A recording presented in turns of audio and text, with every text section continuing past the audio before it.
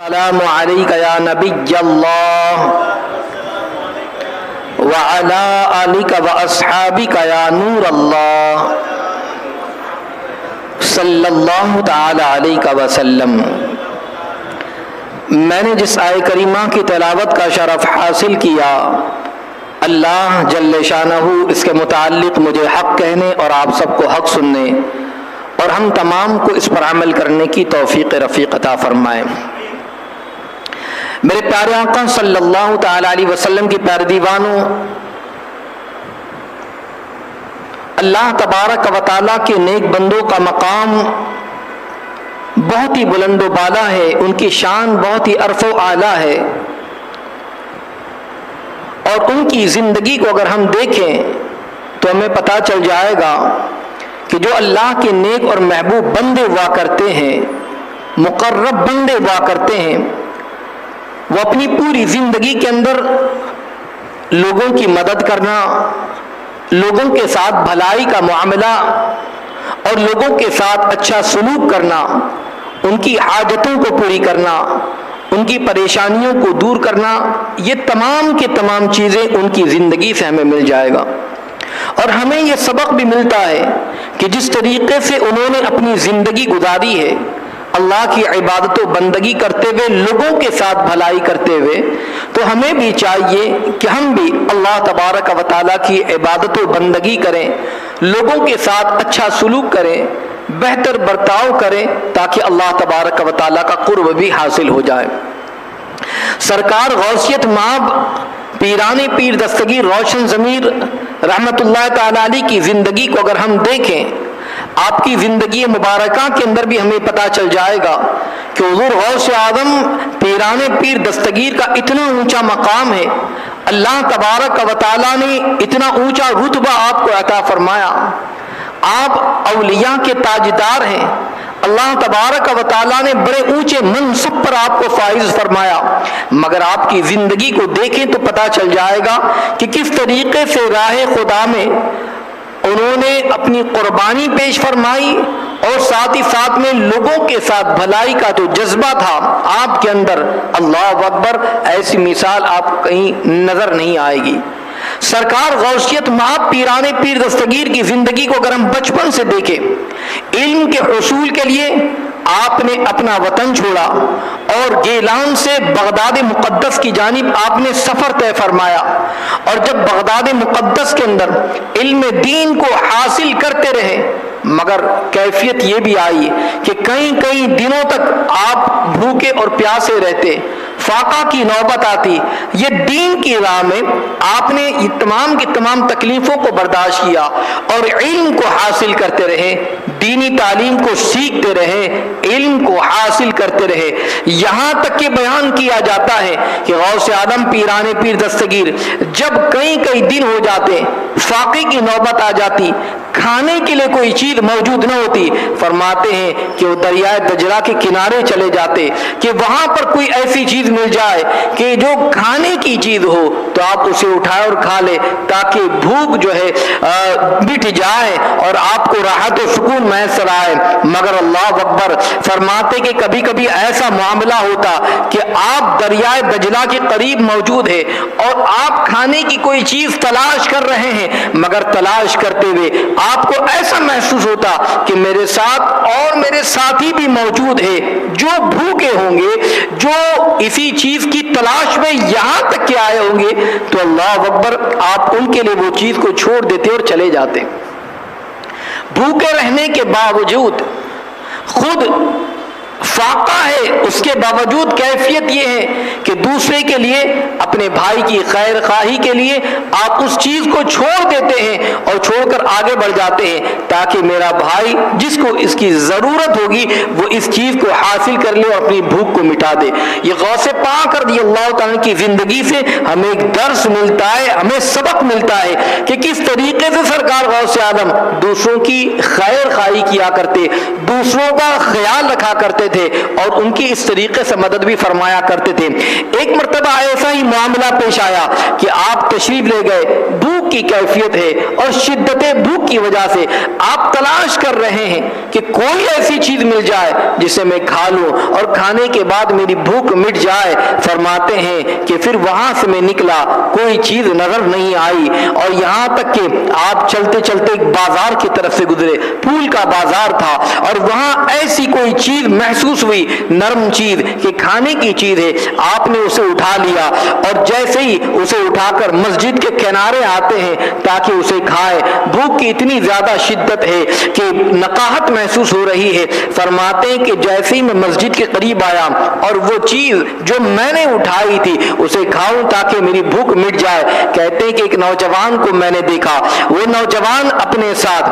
بازار سے گرم گرم روٹیاں، نان لے آیا ہے، اور شوربا بھی اس کے ساتھ موجود ہے، سالن اس کے ساتھ موجود ہے۔ وہ بیٹھا اور بیٹھنے کے بعد وہ کھانے کا ارادہ کر رہا ہے۔ غوث اعظم کی نگاہ پڑتی، ایک عجمی شخص ہے، آیا ہے اور کھانا، اللہ اکبر۔ غوث اعظم کہتے ہیں بے اختیار جب وہ لقمہ اٹھاتا میرا منہ کھل جاتا،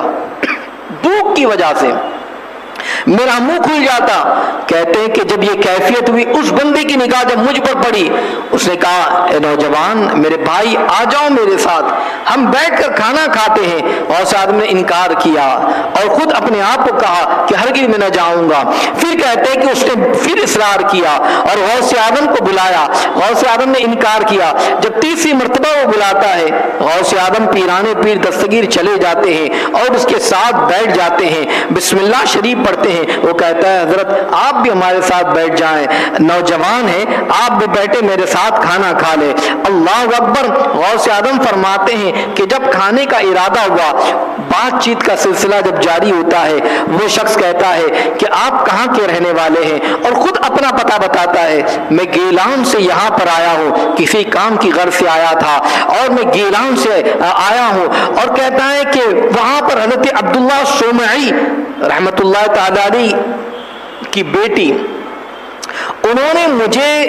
8 اشرفیہ جو سونے کے سکے ہیں وہ دیا تھا اور کہا تھا کہ میرا بیٹا عبد القادر ہے جو بغداد کے اندر حصول علم کے لیے یہاں سے روانہ ہوا ہے، جب تمہاری ملاقات ہو تو یہ رقم انہیں پہنچا دینا۔ وہ کہتے ہیں کیا تم جانتے ہو عبد القادر کو جو گیلان کے رہنے والے ہیں؟ میں نے تلاش شروع کی مگر مجھے ان کا کہیں پتہ نہ ملا۔ اللہ اکبر۔ غوث اعظم پیران پیر دستگیر فرماتے ہیں جس عبداللہ صومعی رحمت اللہ تعالی علیہ کے نواسی کی تم بات کرتے ہو عبد القادر، وہ عبد القادر میں ہی ہوں، میں ہی گیلان کا رہنے والا ہوں، میرے نانا عبداللہ صومعی رحمت اللہ تعالی علیہ۔ جب اس نے سنا فوراً ہاتھ کو روک لیا اور کہنے لگا حضور مجھے معاف کر دیجئے، اس لیے کہ جب میں اپنے شہر سے چلا تھا بغداد کی جانب تو آپ کی والدہ نے مجھے یہ 8 اشرفیہ دی تھی اور فرمایا تھا کہ میرے بیٹے کو دے دینا۔ یہاں پر پہنچا اور پہنچنے کے بعد میرا سارا مال ختم ہو گیا،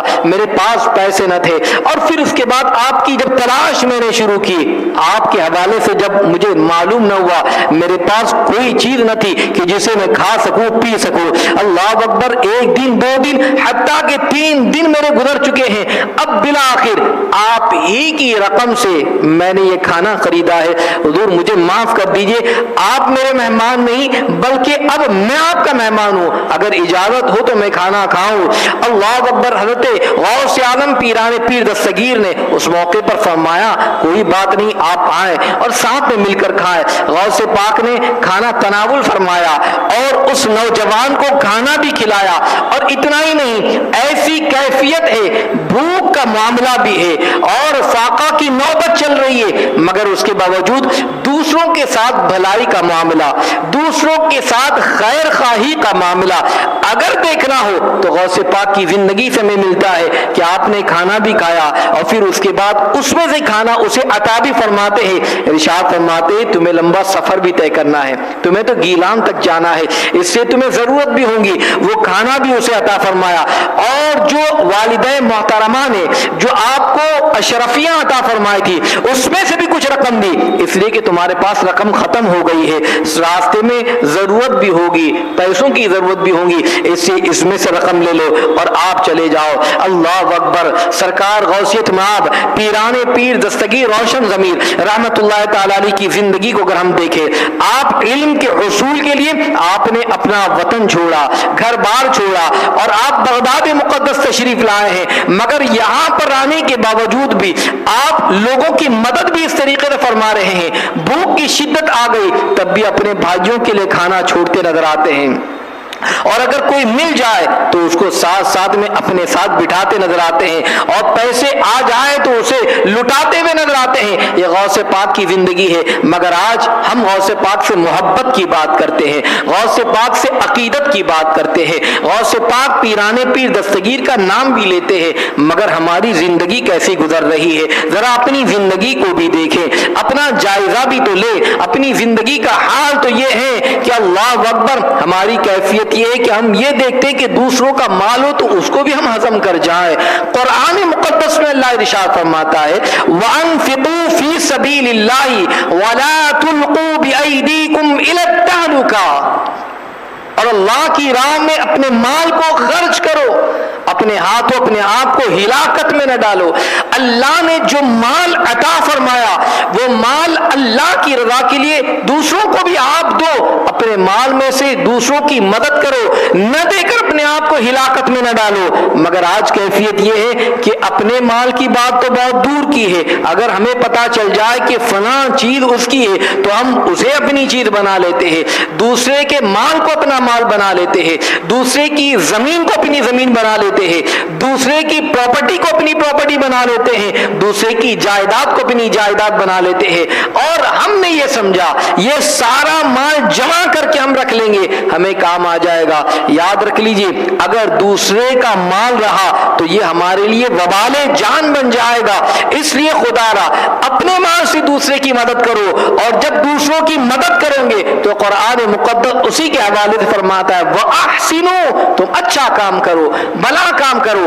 إِنَّ اللَّهَ يُحِبُّ الْمُحْسِنِينَ۔ اور غوث پاک کی زندگی کو دیکھیں تو غوث پاک اپنی چیز بھی دوسرے کو عطا فرمایا کرتے تھے، دوسروں کو کھلایا کرتے، دوسروں کی مدد کیا کرتے، حاجت مندوں کی حاجت کو پوری فرمایا کرتے۔ یہ غوث پاک پیران پیر دستگیر کی زندگی سے ہمیں سبق ملتا ہے۔ اس لیے جب ان سے عقیدت کی اور محبت کی اگر ہم بات کرتے ہیں تو ہمیں ان کے طریقے کو بھی اپنانا ہے، ان کا عمل کیا تھا اس عمل کو اپنے اندر بھی لاگو کرنا ہے، اور اپنی زندگی کو بہتر بنانے کی کوشش کریں، اسی میں ہمارے لیے کامیابی ہے۔ اللہ تعالیٰ علیہ وسلم کے پیار دیوانوں، غوث پاک کی زندگی اس طریقے سے غوث پاک نے گزاری ہے، اور پھر علم حاصل کرتے رہے، علم حاصل کرتے رہے، یہاں تک کہ آپ نے علم حاصل کیا۔ اور پتہ ہے آپ کو غوث پاک جب مجلس واعظ میں آتے، جب غوث پاک خطاب فرماتے، جب غوث پاک پیران پیر دستگیر جب لوگوں سے مخاطب ہوتے تو پھر اس کے بعد تا حد نگاہ مجمع ہوا کرتا تھا، لوگوں کا ہجوم ہوا کرتا۔ اور یہ آپ کی ایک عظیم کرامت ہے کہ آپ کی بارگاہ میں آنے والا، آپ کی محفل میں بیٹھنے والا جیسے آگے والا سنا کرتا ویسے ہی پچھلی صف میں بیٹھنے والا بھی سنا کرتا تھا۔ آج مائک ہے نا، مائک کے ذریعے ہم اپنی آواز کو پہنچا رہے ہیں، اس زمانے میں مائک ساؤنڈ سسٹم تو تھا نہیں، مگر غوث پاک کی عظیم کرامت کہ آپ کی مجلس واعظ میں بیٹھنے والوں کا ہجوم ہوتا اور آگے والے بھی سنا کرتے، پیچھے والے بھی سنا کرتے۔ آپ نے اپنا بچپنا اپنے بچے کو دینی تعلیم سکھائے، خود بھی علم سیکھیں، اپنی اولاد کو بھی علم دین کو سکھائے۔ اور یاد رکھیں کہ غوث پاک پیران پیر دستگیر ایک مرتبہ جب مجلس واعظ میں تشریف لائے، خطاب کرنے کی غرض سے، تقریر کرنے کی غرض سے،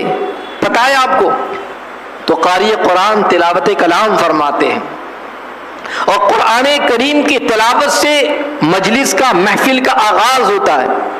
غوث اعظم پیران پیر دستگیر روشن ضمیر رحمت اللہ تعالی علیہ کی زندگی کو دیکھیں کہ آپ کو اللہ تبارک و تعالیٰ نے کیسا علم عطا فرمایا تھا، آپ نے اس کے لیے محنت بھی کی، اور اللہ کا فضل سبحان اللہ، جس سے پاک نے انہی آیت کو اور اسی آیت کو اپنا عنوان سخن بنایا، اور پھر اس کے بعد حضرت شیخ ابو العباس رحمت اللہ تعالیٰ علیہ بیان فرماتے کہ اس دن غوث پاک کی مجلس واعظ میں ہم بھی موجود تھے، اور ہمارے ساتھ بہت بڑے مفسر حضرت علامہ عبد الرحمن ابن رازی رحمۃ اللہ تعالی علیہ وہ بھی موجود تھے، اور غوث پاک پیران پیر دستگیر کی اس واعظ کی محفل کے اندر ہم پہنچ گئے۔ اب بیان کا سلسلہ غوث پاک نے جاری و ساری فرمایا۔ غوث پاک پیران پیر دستگیر تقریر فرما رہے ہیں، حضرت ابو عباس وہ کہتے ہیں کہ امام رازی بھی موجود تھے، وہ کہتے ہیں کہ چلو غوث پاک کو دیکھتے کہ آپ تقریر فرماتے، واعظ فرماتے تو کیسا واعظ فرما رہے ہیں؟ آپ اگر قرآن پڑھیں گے تو قرآن مقدس کی تفسیر کو بیان کرتے یا کس طریقے سے آپ واعظ فرماتے؟ تو فرماتے ہیں کہ غوث پاک نے آیت مبارکہ تلاوت فرمائی، اور آیت مبارکہ کی تلاوت کے بعد آپ نے اس کی تفسیر کو بیان فرمایا۔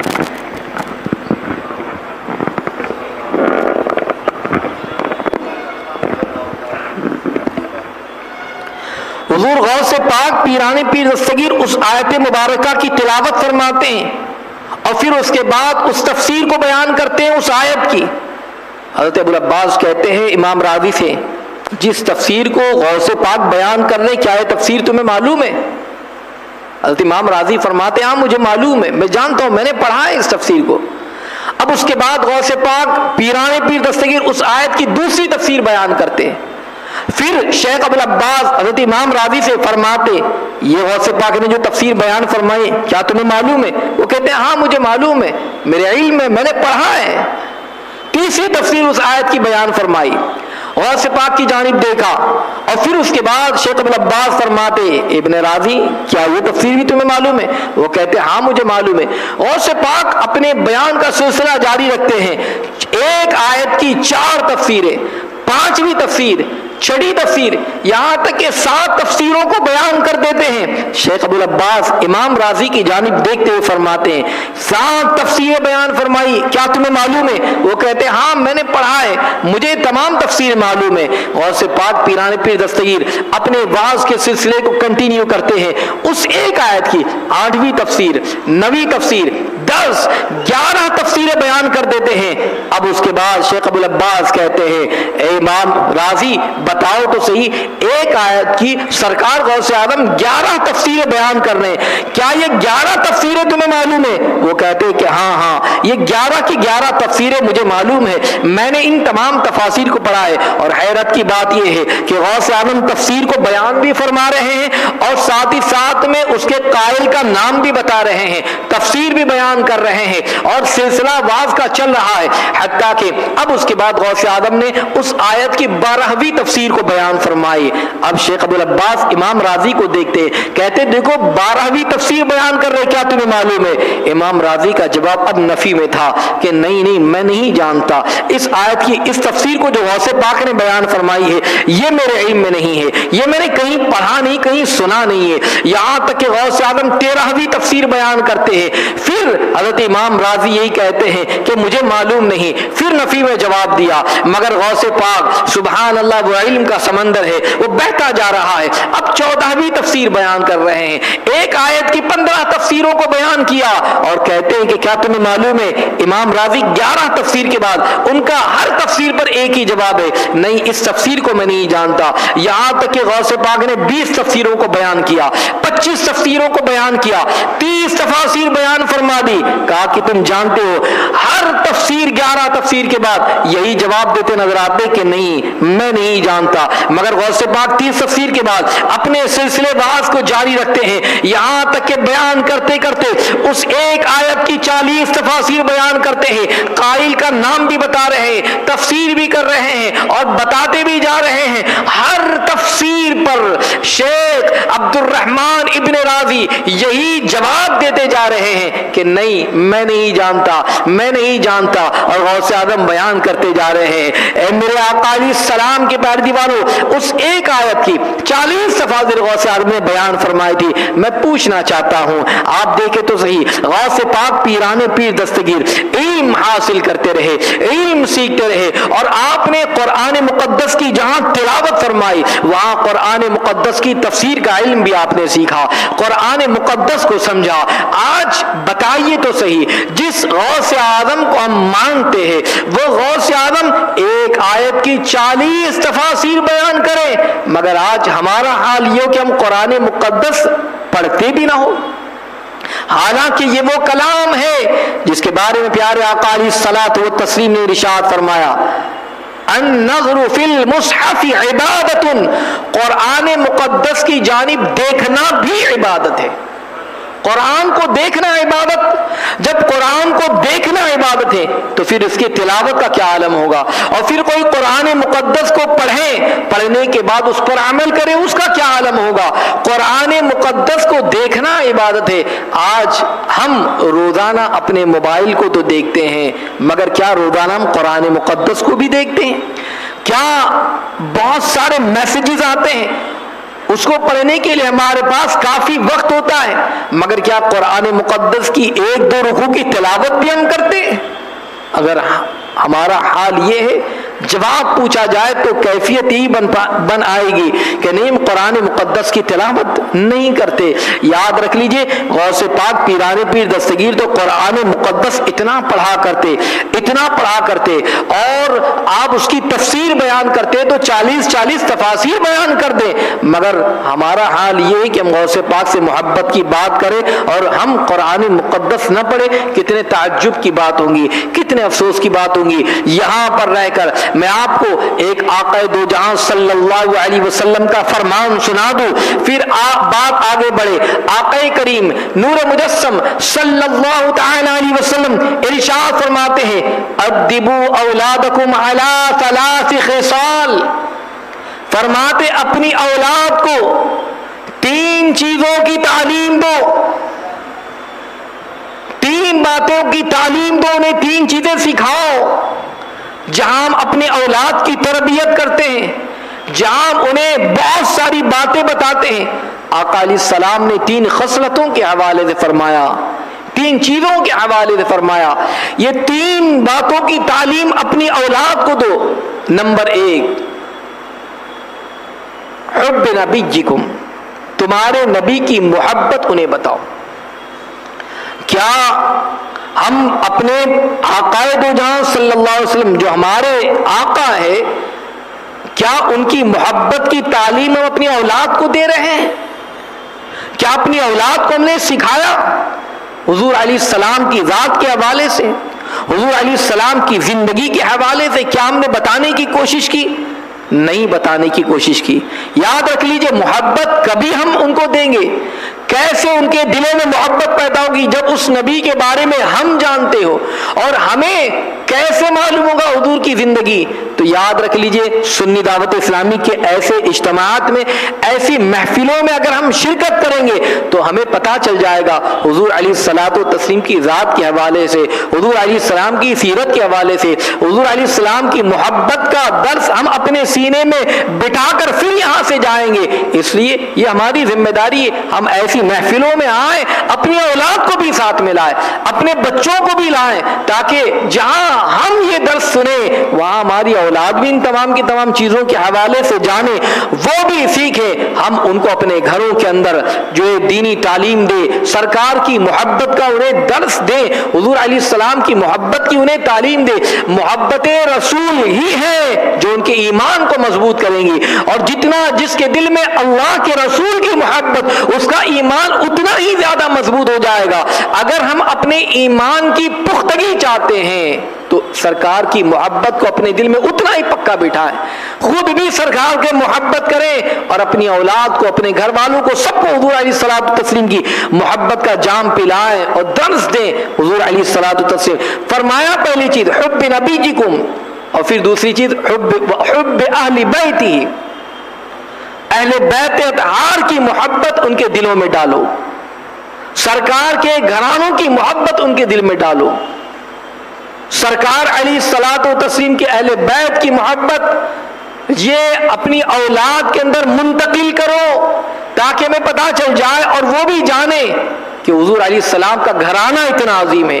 ان کی اتنی زیادہ قربانیاں اسلام کے لیے ہے. اسلام جو آج پھلتا پھولتا جا رہا ہے یہ بڑی قربانیوں کے بعد ہم تک پہنچا ہے. یہ قربانیاں آقا علیہ السلام نے دی، اہل بیت اطہار نے اور نبی کے گھر والوں نے عظیم قربانیاں دی ہے. ان کی محبت اپنی اولاد کے دل میں ڈالے. اور پھر تیسری چیز میرا آقا علیہ الصلوۃ والتسلیم ارشاد فرماتے ہیں وقراءۃ القرآن، اور قرآن مقدس کی محبت. اب آپ بتائیے کہ ہمیں تو تعلیم دی جا رہی کہ قرآن کی محبت اپنی اولاد کے دل میں ڈالی جائے. بتائیے کیا ہم قرآن پڑھتے ہیں؟ کیا ہم نے قرآن سیکھا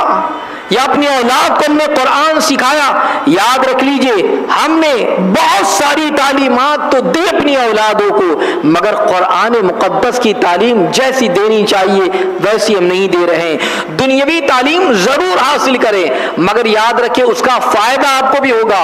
آپ کے بچوں کو بھی ہوگا، وہ دنیاوی حد تک ہوگا. مگر جب قرآن کی تعلیم اگر آپ اپنے بچوں کو دیں گے وہ بھی سیدھے راستے پر رہیں گے. اور یاد رکھ لیجئے یہ تعلیم اگر ان کے دلوں میں رہی، قرآن پڑھتے رہیں، قرآن کے قاری رہیں، قرآن مقدس کو صحیح انداز سے پڑھتے رہیں، تو دنیا سے ہم چلے تو جائیں گے مگر قرآن مقدس اگر ہماری اولاد پڑھے گی تو اللہ تبارک و تعالیٰ اس کا ثواب ہمیں بھی عطا فرمائے گا، قبر میں راحت و سکون کا ذریعہ بنے گی. اس لیے قرآن مقدس کی محبت اپنی اولاد کے دل میں ڈال دے، اپنے بچوں کے دلوں میں ڈالے. صحیح طریقے سے آپ قرآن مقدس پڑھیں، اپنی اولاد کو بتائیں. الحمدللہ پورے ممبئی کے اندر اور پورے ہندوستان بھر کے اندر بلکہ بیرون ہند میں بھی آپ دیکھیں سنی دعوت اسلامی کے بہت ساری برانچز ہیں، بہت سارے مکاتب اسلامیات ہیں کہ جہاں پر آپ جانے کے بعد صحیح طریقے سے آپ اپنی اولاد کو قرآن پڑھنا سکھا سکتے ہیں. آپ جہاں کہیں بھی رہتے ہیں آپ اپنی اولاد کو سنی دعوت اسلامی کے ذریعے چلنے والی جو برانچز الگ الگ علاقوں کے اندر قرآن کی تعلیم دی جا رہی ہو، جہاں قرآن سکھایا جا رہا ہو وہاں پر آپ بھیجیں تاکہ آپ کے بچے صحیح طریقے سے پڑھنا سیکھیں، ترتیل اور تجوید کے ساتھ قرآن مقدس کو پڑھنا سیکھیں، جس کے متعلق میرا آقا علیہ السلام نے فرمایا کہ قرآن کی محبت اپنے دلوں میں ڈالے. سرکار غوث پاک کی زندگی کو اگر دیکھیں تو غوث پاک پیرانی پیر دستگیر قرآن مقدس سے ایسی محبت اور ایسی محبت تھی کہ آپ نے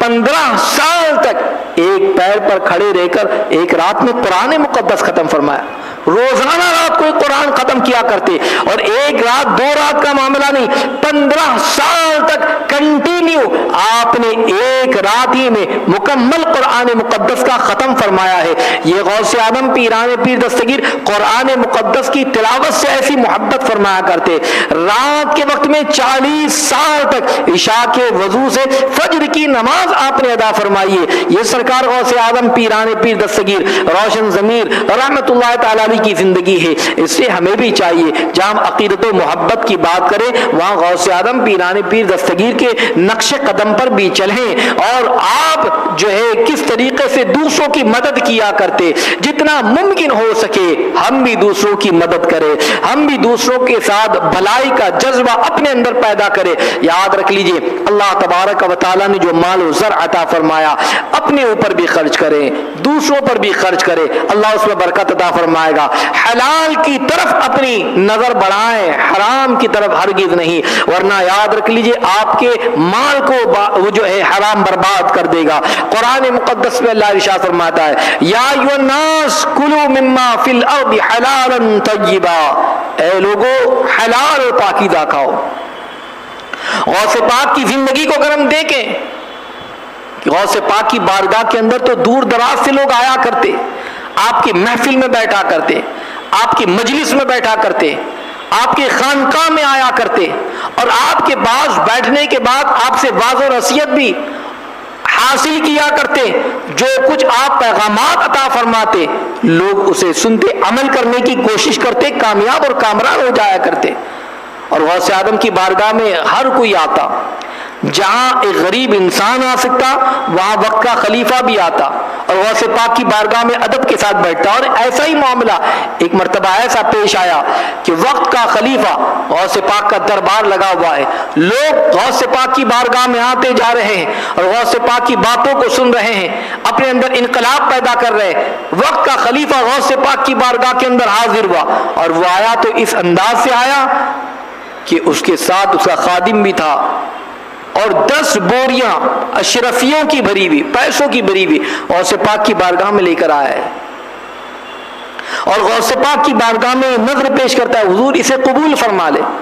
آپ نے انکار فرمایا کہ نہیں، مجھے اس کی حاجت نہیں۔ پھر کہا کہ نہیں، اسے قبول کر لیں حضور، میں آپ کے لیے لے کر آیا ہوں۔ آپ نے منع فرمایا۔ جب تیسری مرتبہ اس نے اصرار کیا کہ حضور یہ آپ لیجئے، آپ کے لیے لایا ہوں، آپ نے ان میں سے 2 بوری کو اٹھایا،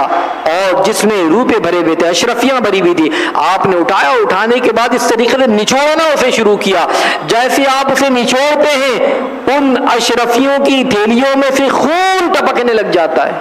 اللہ اکبر! جب خون ٹپکنے لگ گیا، غوث پاک جلال بھری نظر اس خلیفہ کی جانب ڈالتے ہیں اور ارشاد فرماتے کہ لوگوں کو خوف نہیں آتا، حیا نہیں کرتے کہ لوگوں کے خون کو جمع کر کے میرے پاس لے آئے ہیں۔ جب اس بات کو سنا تھا کہ خلیفہ وہیں گر کر بے ہوش ہو جاتا ہے، اس سے اس بات کا اندازہ لگائے کہ غوث پاک رحمت اللہ تعالی علیہ کی بارگاہ وہ بارگاہ تھی کہ آپ کسی کی رعایت نہ کرتے، اگر کوئی آیا وہ وقت کا خلیفہ کیوں نہ ہو، حق بات آپ بیان فرماتے، اور حق بات بیان کرنے میں آپ پیچھے نہ ہٹا کرتے۔ آپ نے خلیفہ کے سامنے اس طریقے سے باروب گفتگو فرمائی، اللہ اکبر! بے ہوش ہو گیا۔ ہوش میں آیا تو غوث پاک کے قدموں کو تھام لیتا ہے، عرض کرتا ہے حضور معاف کر دیجئے، اور پھر اس کے بعد توبہ کرنے لگ جاتا ہے۔ یاد رکھیں اللہ ارشاد فرماتا ہے یا ایھا الناس کلوا مما فی الارض حلالا طیبا ولا تتبعوا خطوات الشیطان انه لکم عدو مبین۔ ہمیں حلال کی طرف توجہ دلائی جا رہی ہے، اے لوگو تم حلال کھاؤ اور شیطان کے نقش قدم پر نہ چلو، شیطان تمہیں ورغلائے گا، بہکائے گا، تو شیطان کے بہکاوے میں ہرگز نہ آؤ۔ کیوں؟ ان الشیطان للانسان عدو مبین، شیطان انسان کا کھلا ہوا دشمن ہے، اس لیے دشمن کا کام جو ہوتا ہے وہ ورغلانا ہوتا ہے، بہکانا ہوتا ہے، سیدھے راستے سے ہٹانا ہوتا ہے، تو وہ شیطان تو یہ کوشش میں لگا ہوا رہتا ہے۔ اس لیے ہمیں چاہیے کہ حلال ہی کی طرف توجہ کرے، حلال کمائے، حلال کھائے۔ آقا کریم رؤوف الرحیم صلی اللہ تعالی علیہ وسلم کی بارگاہ میں جب حضرت سعد ابن ابی وقاص رضی اللہ تعالیٰ عنہ نے پوچھا تھا یا رسول اللہ صلی اللہ علیہ وسلم کوئی ایسا عمل بتا دے، مفہوم حدیث ہے کہ مستجاب الدعوات بن جاؤ، مستجاب الدعوات ہونا چاہتا ہوں، یعنی جو دعا کروں اللہ تبارک و تعالیٰ قبول فرما لے، مستجاب الدعوات۔ تو میرے آقا علیہ السلام نے اس موقع پر فرمایا تھا، حدیث مبارکہ کا مفہوم ہے حلال استعمال کرو، حلال اپناؤ، اللہ تبارک و تعالی تمہیں مستجاب الدعوات بنا دے گا۔ جب بندہ حلال کو استعمال کرتا ہے، حلال غذا کو کھاتا ہے، تو یاد رکھے اس کی زبان میں اللہ تاثیر بھی عطا فرماتا ہے، اب وہ جو دعا کرتا ہے اللہ تبارک و تعالی اس کی دعا کو قبول فرما لیتا ہے۔ حرام کا ایک لقمہ اگر کوئی بندہ اپنے منہ میں ڈالتا ہے، وہ حرام کا ایک لقمہ کھانے کے بعد اس کی وہ نحوست ہوتی ہے کہ 40 دن تک کے اعمال اس کے برباد کر دیے جاتے ہیں، اس کے قبول نہیں ہوتے ہیں، تو حرام کی نحوست ہے۔ اس لیے حلال کو اپنائیں اور حلال غذا کا استعمال کریں، اور حلال کی طرف توجہ ہونی چاہیے، اور حلال کمائیں گے اللہ تبارک و تعالی اس میں برکت بھی عطا فرمائے گا۔ حلال میں اللہ نے برکت بھی رکھی ہے، حلال جب کھائیں اور کھلائیں گے تو اللہ تبارک و تعالی مستجاب الدعوات بنا دے گا، اللہ تبارک و تعالی مرتبے کو بلند فرما دے گا۔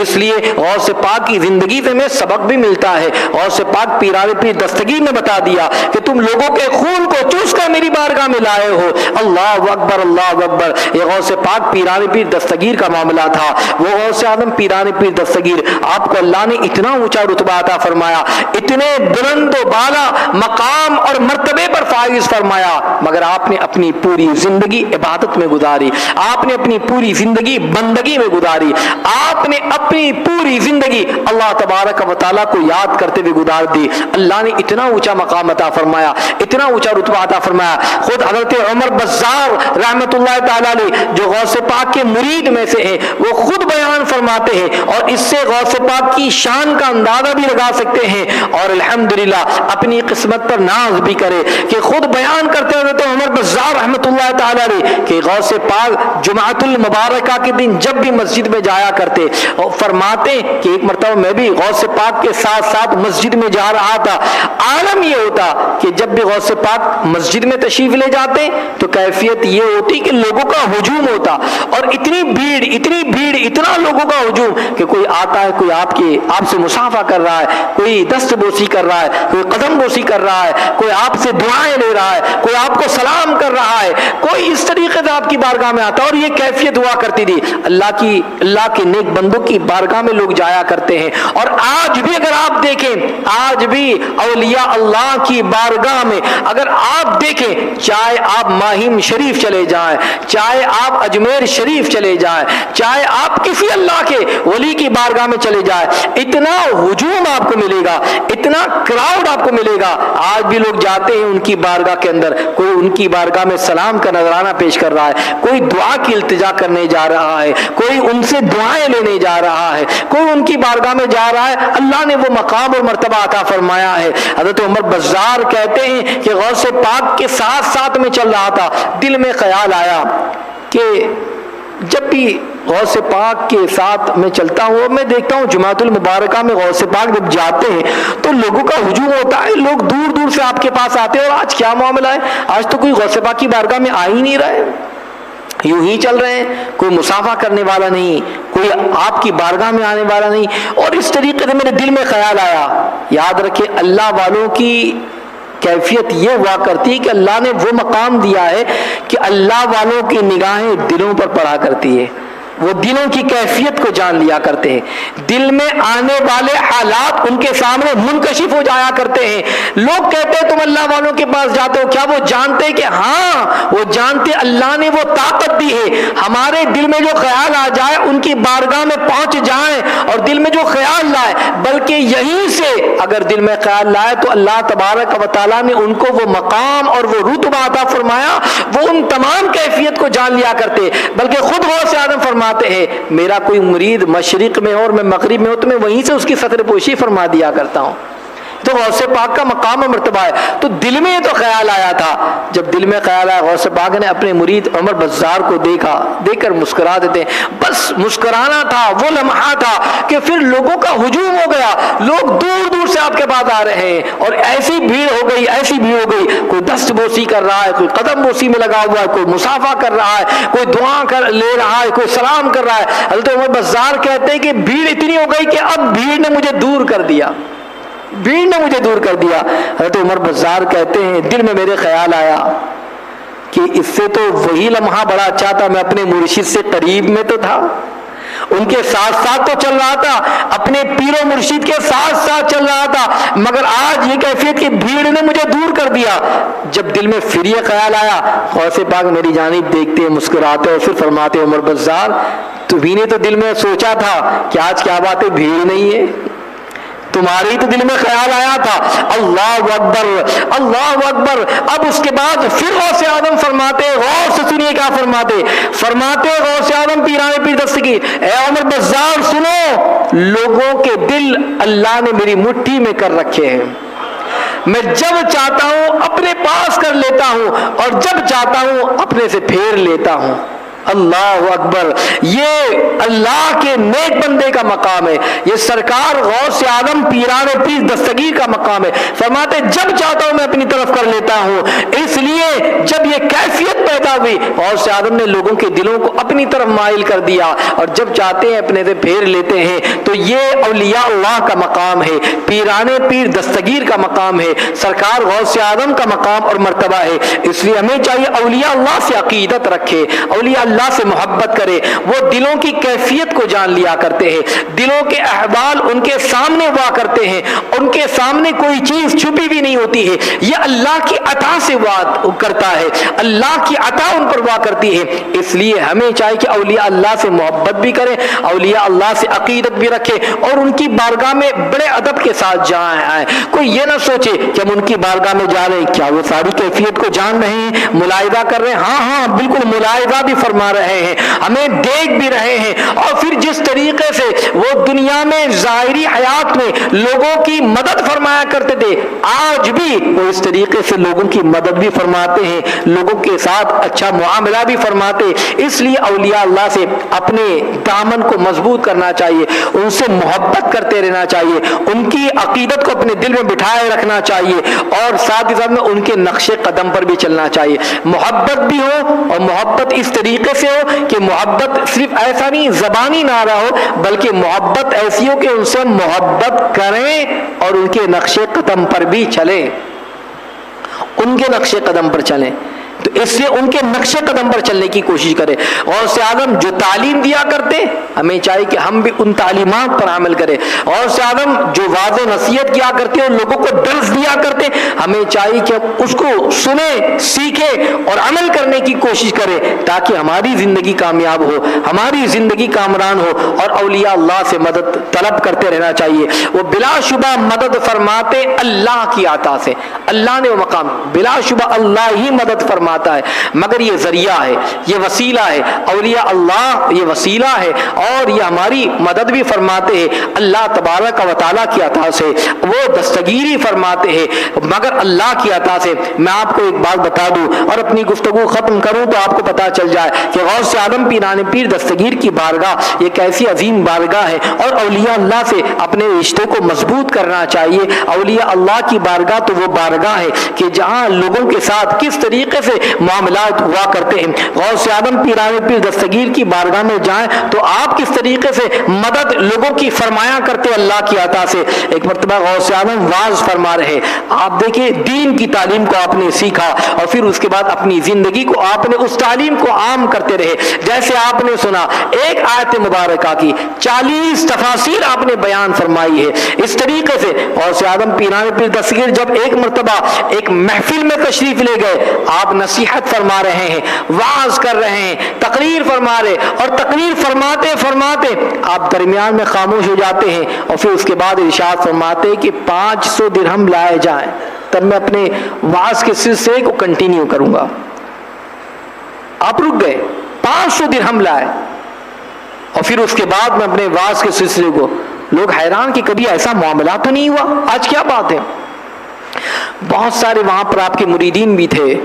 40 مرید وہیں پر کھڑے ہو گئے اور غوث پاک کی بارگاہ میں نذرانہ پیش کیا، حضور یہ 500 ہماری طرف سے آپ قبول فرمائے۔ غوث اعظم نے ایک نیک بخت انسان سے 500 درہم لیے اور اپنے خادم سے فرمایا جاؤ یہ 500 درہم لے کر قبرستان چلے جاؤ، قبرستان میں ایک بوڑھا شخص تمہیں ملے گا، وہ سارنگی بجا رہا ہوگا، وہ وہاں پر موجود تمہیں ملے گا، اسے یہ دے دینا، اور پھر اسے میرے ساتھ اپنے ساتھ میری بارگاہ میں لے کر آ جانا۔ وہ خادم کہتا ہے کہ بالکل حضور جیسا آپ حکم فرمائے۔ وہ حیران تھا کہ کیا معاملہ ہے۔ اب غوث پاک اپنی مجلس میں بیٹھے ہیں، مسجد میں بیٹھے ہیں، مگر کیفیت یہ ہے کہ آپ قبرستان کے احوال بھی آپ ملاحظہ فرما رہے، وہاں پر ایک شخص موجود ہے، کر کیا رہا ہے اسے بھی دیکھ رہے، اسے بھی جان رہے، اور اپنے مرید سے فرماتے جاؤ۔ وہ خادم جب قبرستان پہنچا، دیکھا کہ ایک قبر کے پاس ایک شخص ہے، بوڑھا شخص ہے، سارنگی بجا رہا ہے، اور سے پاک رضی اللہ مولا تبارک و تعالی کا پیغام لے جاتا ہے، اور سب سے پہلے جا کر اسے دیتا ہے، یہ لو غوث پاک نے تمہارے لیے 500 درہم بھیجے ہیں۔ اور اس کے بعد جیسے اس کے ہاتھ میں وہ روپیہ آئے، وہ درہم آئے، وہ وہیں پر بے ہوش ہو کر گر جاتا ہے۔ یہ دیکھ کر حیران ہو گیا۔ اب اس کے بعد جب اسے ہوش آیا، فرمایا کہ دیکھو غوث پاک نے اپنی بارگاہ میں تمہیں بلایا ہے، غوث پاک تمہیں طلب فرما رہے ہیں۔ وہ فوراً سہم گیا اور وہ اپنے ساز و سامان کے ساتھ غوث پاک کی بارگاہ میں حاضر آیا۔ جیسے ہی غوث پاک کی بارگاہ میں آیا، غوث پاک اسے منبر پر بٹھاتے ہیں اور ارشاد فرماتے ہیں نوجوان اپنا قصہ اب تم لوگوں کے سامنے بیان کرو، غور سے سنیے گا، اب لوگوں کے سامنے اپنے قصے رشتے کو بیان کرو۔ وہ شخص کہتا ہے اللہ اکبر، اور لوگوں سے کہتا ہے اے لوگوں سنو سنو، میرے حالت اور کیفیت کو میں بیان کرتا ہوں، جو میرے اوپر جو گزری ہے، جو بیتی ہے، وہ میں تمہیں بتاتا ہوں۔ سنو، میں اصل میں گلوکار تھا، میں گایا کرتا تھا، اور میں نے اپنی جوانی اسی انداز میں نے گزار دی۔ جوانی کے اندر میری آواز بڑی سریلی تھی اور میں گایا کرتا، جب میں گاتا تو لوگ مجھے دولت بھی دیا کرتے، اور اس طریقے سے میں نے اپنی جوانی گزاری، یہاں تک کہ میں بوڑھا ہو گیا۔ اب میں بوڑھا ہو گیا تو میری آواز میں وہ کشش نہ رہی، میری آواز میں وہ چاشنی نہ رہی، وہ سریلا پن نہ رہا۔ اب میری آواز ایسی ہو گئی، اب کوئی میرے گانے کو سننے کے لیے تیار نہیں ہوتا۔ جب میں نے یہ کیفیت دیکھی تو پھر میں نے دل میں سوچا اب زندے تو میری باتوں کو اور میں نے جو کچھ میں گایا کرتا وہ سنتے نہیں، لاؤ قبرستان ہی چلا جاتا ہوں اور میں مردوں کو سنایا کروں۔ اللہ اکبر۔ وہ کہتا ہے کہ میں پھر قبرستان آ گیا۔ اب میں قبرستان میں مردوں کو سناتا، کبھی اس قبر کے پاس جا کر ایک مردے کو سناتا، کبھی اس قبر میں جا کر دوسرے مردے کو، اور گویا کہ یہ میری زندگی کا مشغلہ رہ گیا، میرے سنانے کا شوق ختم نہ ہوا، اور کبھی اس قبر کبھی اس قبر میں جا جا کر میں سناتا رہا، حتیٰ کہ میں ایک قبر کے پاس آیا اور میں گا رہا تھا۔ اللہ اکبر، میں اپنے گانے کو گا رہا تھا اسی قبر کے پاس، میں جب سنا رہا تھا کہ اچانک میں نے کیا دیکھا، قبر شک ہو گئی، قبر پھٹ گئی اور مردہ نمودار ہوا، اور پھر اس کے بعد وہ مردہ مجھ سے مخاطب ہوتا ہے اور کہتا ہے اے نوجوان بندے، تو کبھی یہاں کبھی وہاں لوگوں کو کیا سناتا پھرتا ہے، بلکہ تو اپنی بات اللہ تبارک و تعالیٰ کو سنا، وہ حی و قیوم ہے، کب تک در بدر بھٹکتا رہے گا، کب تک یہاں سے وہاں بھٹکتا رہے گا؟ اگر کچھ سنانا ہے تو احکم الحاکمین کو سنا، خالق ارض و سما کو سنا، وہ حی و قیوم ہے۔ اللہ برس نے میری آنکھوں کو کھول دیا، اور اس کے بعد میں نے اللہ رب العزت کی بارگاہ میں اپنے ہاتھوں کو بلند کیا اور اپنا معروضہ پیش کیا، اپنے افلاس کو، اپنی غربت کو، اپنے معاملات کو اللہ کی بارگاہ میں اب میں نے اٹھا کر پیش ہی کیا تھا، اپنے ہاتھوں کو بلند کیا تھا کہ فوراً تم جو غوث پاک نے اپنے خادم کو بھیجا، وہ خادم میرے ہاتھ میں وہ 500 درہم لا کر رکھ دیا۔ بس جیسی ایک مرتبہ میں نے میرے رب کو پکارا کہ غوث پاک پیران پیر دستگیر کا خادم آ گیا، اور آنے کے بعد میرے ہاتھ میں یہ درہم سے بری ہوئی پڑیا رکھ کر جو ہے جیسے رکھا ہے، فوراً غشی طاری ہو جاتی ہے کہ جس رب کو اپنی پوری زندگی میں نے گزار دی، میں نے اللہ تبارک و تعالیٰ کو نہ پکارا، اور جس رب کو میں نے پکارا جیسے ہی پکارا میری فریاد سن لی گئی ہے۔ اللہ اکبر۔ غوث اعظم کے دربار میں اپنے اس واقعے کو بیان کرتا ہے، اور بیان کرنے کے بعد کہتا ہے یاد رکھو، غوث اعظم رضی اللہ عنہ مولا تبارک و تعالیٰ کی شان کو بیان کرتے ہوئے کہتا ہے میں نے اللہ کی بارگاہ میں جب پکارا ہے میرے خدا کو، تو فوری میری پکار جو ہے سنی گئی ہے، اور خدا نے سنی، اور ذریعہ غوث اعظم ہے۔ گویا کہ اللہ والے مدد کیا کرتے ہیں، اصل میں دعا اللہ ہی سے کی جاتی ہے۔ امن یجیب المضطر اذا دعاہ، اللہ ہی کی بارگاہ میں دعا کی جاتی ہے۔ اولیاء اللہ تو وسیلہ ہوا کرتے ہیں، اولیاء اللہ تو ذریعہ ہوا کرتے ہیں۔ آج بھی اگر ہم اولیاء اللہ کی بارگاہ میں جائیں، اصل میں دعا اللہ ہی سے کی جاتی ہے، اللہ ہی کی بارگاہ میں اپنے ہاتھوں کو بلند کیا جاتا ہے، مگر جب ذریعہ اور وسیلہ اللہ والوں کا لیا جائے، ان کے ذریعے اور ان کے وسیلے سے دعا کی جائے، تو یاد رکھ لیجئے پھر دعائیں قبول ہو جایا کرتی ہے۔ اور ایک بات یہ بھی بتا دو، یہاں وہاں بھٹکنے کی ضرورت نہیں، بلکہ جب بھی دعا کرنی ہو اللہ کی بارگاہ میں رو کر، جب بندہ سچے دل سے تائب ہوتا ہے اور اللہ کی بارگاہ میں سچے دل سے دعا کرتا ہے، تو پھر وہ کیسا ہی کیوں نہ ہو اللہ تبارک و تعالیٰ اس کی مدد فرمایا کرتا ہے۔ اس لیے یہاں وہاں بھٹکنے کی ضرورت نہیں، اللہ کی بارگاہ میں سچی توبہ کرے، اللہ کی بارگاہ میں دعا کرے، جب بھی اپنا کوئی معاملہ ہو اللہ کے نیک بندوں کا وسیلہ طلب کرتے ہوئے اللہ کی بارگاہ میں مانگے، تو انشاءاللہ العظیم فریاد بھی پوری ہوں گی، مسئلہ بھی حل ہوگا، پریشانیاں بھی دور ہوں گی، اور اپنے آپ کو اولیاء اللہ سے محبت، اپنے رشتے کو اولیاء اللہ سے قریب کرے، اور اولیاء اللہ جو کام کا حکم ہمیں دیا ہے ان تمام کے تمام چیزوں پر عمل کرنے کی کوشش کرے، اپنی زندگی کو کامیاب بنائیں گے انشاءاللہ العظیم۔ اولیاء اللہ کے دامن دامن سے وابستہ رہیں گے تو ضرور کامیاب ہو جائیں گے، اولیاء اللہ کے نقش قدم پر چلیں گے تو ضرور کامیاب ہو جائیں گے۔ سرکار غوث اعظم پیر دستگیر کا یہ مہینہ ہے، اس لیے ہمیں چاہیے کہ آپ سے عقیدت اور محبت اپنے دل میں بٹھائیں۔ عقیدت و محبت رکھیں گے تو انشاءاللہ العظیم ہم کامیاب اور کامران ہو جائیں گے، اور انشاءاللہ العظیم آپ کے بتائے ہوئے طریقے پر اگر چلیں گے تب بھی کامیاب ہو جائیں گے۔ غوث اعظم پیران پیر دستگیر عشاء کے وضو سے فجر کی نماز کو ادا کیا کرتے، رات بھر آپ قرآن مقدس کا ختم کیا کرتے، روزانہ رات کو 1000 رکعت نفل پڑھا کرتے، اور آج ہم غلام غوث ہونے کا دعویٰ کریں اور عشاء بھی ہماری قضا ہو جائے، فجر بھی ہماری قضا ہو جائے، بتائیے کیسی محبت ہے۔ غوث پاک تو علم حاصل کرتے رہے، یہاں تک کہ خود فرماتے درست العلم حتی صرت قطبا، میں علم حاصل کرتا رہا یہاں تک کہ اللہ نے مجھے قطبیت کے منصب پر فائز کر دیا، اور آج ہم ہیں کہ دینی تعلیم کو حاصل نہیں کرتے۔ اس سے میں گزارش کرتا ہوں دینی تعلیم کو حاصل کرے، خود بھی دین کی تعلیم کو سیکھے، اپنی اولاد کو بھی سکھائے، ایسی محفلوں میں خود بھی آئیں۔ سنی دعوت اسلامی کے اس ہفتہ واری اجتماع میں آپ ہر ہفتہ پابندی کے ساتھ خود بھی آئیں، دوست احباب کو بھی لائیں، اور آپ کے علاقے میں بھی جہاں جہاں کہیں سنی دعوت اسلامی کا اجتماع ہو رہا ہو ضرور وہاں پر پہنچنے کی کوشش کرے، خود بھی پہنچے، دوست احباب کو بھی اس کی دعوت دے، انشاءاللہ العظیم اسی میں ہمارے لیے کامیابی اور کامرانی ہے۔ اللہ رب العزت کی بارگاہ میں دعا ہے کہ اللہ تبارک و تعالی ہم تمام کو سرکار غوث اعظم پیران پیر دستگیر روشن ضمیر رحمۃ اللہ تعالی علیہ کے نقش قدم پر چلنے کی توفیق عطا فرمائے، سب کی جائز حاجات و تمناؤں کو پوری فرمائے۔ جو کچھ میں نے کہا اس میں مجھے آپ کو سب کو عمل کی توفیق عطا فرمائے، کچھ غلطی ہو اللہ اپنے حبیب کے نالے کریم ان کے صدقے میں معاف فرمائے۔ استغفر اللہ العظیم الذي لا الہ الا هو الحی القیوم واتوب الیہ وما علینا الا البلاغ المبین۔ السلام علیکم ورحمۃ اللہ وبرکاتہ۔